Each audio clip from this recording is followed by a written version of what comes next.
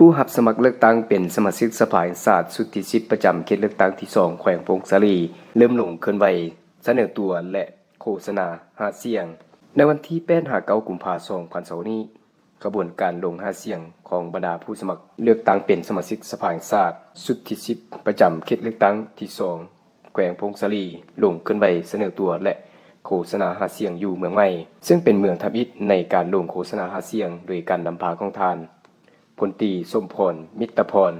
กรรมการศูนย์กลางพรรคเลขาคณะบริหารงานพรรคแขวงพงศาลีผู้สมัครรับเลือกตั้งสมาชิกสภาแห่งชาติชุดที่10นำเบอร์1ประจำเขตเลือกตั้งที่2แขวงพงศาลีพร้อมด้วยบรรดาท่านผู้สมัครสมาชิกสภาแห่งชาติจำนวนทั้งหมด9ท่านหญิง2ท่านโดยการต้อนรับของท่านทองคุณไสยครของเลขาพรรคเมืองประธานคณะกรรมการปกครองเมืองพร้อมด้วยคณะกรรมการคั้นเมืองพนักงานรัฐกรทหารตำรวจอมค้างเมืององค์การปกครองบ้านตลอดฮอดประชาชนผู้มีสิทธิ์ปนบัตรเลือกตั้ง4บ้านคือบ้านนาซองบ้านน้ำงาบ้านห้วยจิกและบ้านนากลางเข้าร่วมรับฟังอย่างล่วงหลาย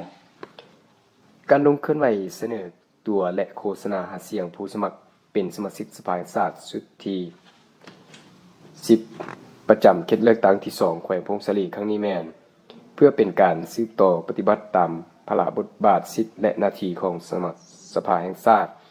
ให้มีลักษณะต่อเนื่องเพื่อประกอบส่วนเข้าในภารกิจเปลี่ยนแปลงใหม่ของพรรคอยู่ในระยะการปกปักรักษาและสร้างสรรค์พัฒนาประเทศชาติให้เจริญเข้มแข็งขึ้นเรื่อยๆการลงโฆษณาหาเสียงของผู้แทนสมัครรับเลือกตั้งเป็นสมาชิกสภาแห่งชาติชุดที่10ครั้งนี้แม่นเหตุการณ์การเมืองเหตุการณ์ประวัติศาสตร์ที่สำคัญของระบบประชาธิปไตยเพื่อให้ประชาชนได้มีโอกาสใช้สิทธิ์เลือกเอาผู้แทนของตนไปดำรงตำแหน่ง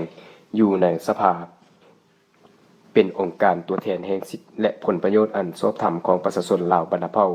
เลือกเอาผู้ที่มีความรู้ความสามารถมีมาตรฐานเงื่อนไขครบถ้วนอย่างแท้จริง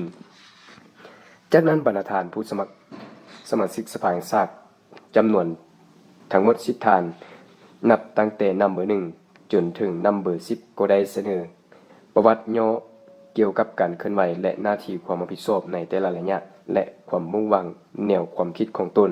ที่จะนำพาสร้างสรรค์พัฒนาแขวงพงศาลีในตัวหน้าให้มีความเจริญรุ่งเรืองศิวิไลย์ทั้งนี้เพื่อให้ผู้มีสิทธิเลือกตั้งได้รับรู้และนำไปพิจารณาสุ่มจิตสุ่มใจใช้สิทธิของตนปนบัตรคัดเลือกเอาบุคคลที่มีมาตรฐานและเงื่อนไขกว่าหมู่และสามารถเป็นตัวแทนของประชาชนบรรพเผ่าปกป้องสิทธิผลประโยชน์ของประชาชนโดยประชาชนและเพื่อประชาชนอย่างแท้จริงพร้อมกันนั้นผู้รับสมัครเลือกตั้งสมาชิกสภาแห่งชาติชุดที่10ประจำเขตเลือกตั้งที่2แขวงพงศาลียังได้ให้คำมั่นสัญญาว่าถ้าหากได้เลือกเขาเป็นสมาชิกสภาแห่งชาติชุดที่10แม่นพร้อมแล้วที่จะปฏิบัติตามสิทธิและหน้าที่พระราชบทบาทของตนเองในฐานะเป็นตัวแทนแห่งสิทธิผลประโยชน์ของประชาชนและจะนำเอาบรรดาปัญหาต่างๆของประชาชนอยู่ท้องถิ่นเสนอต่อของประชุมสภาแห่งชาติแต่ละสมัยพร้อมนั้นก็ยังจะได้เสนอและปรับปรุงแก้ไข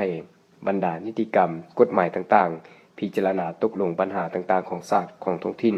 สำหรับเขตเลือกตั้งที่2แขวงพงศาลีมีผู้ออกสมัครรับเลือกตั้งสมาชิกสภาแห่งชาติจำนวน10ท่านหญิง2ท่านในนี้เลือกเอา7ท่าน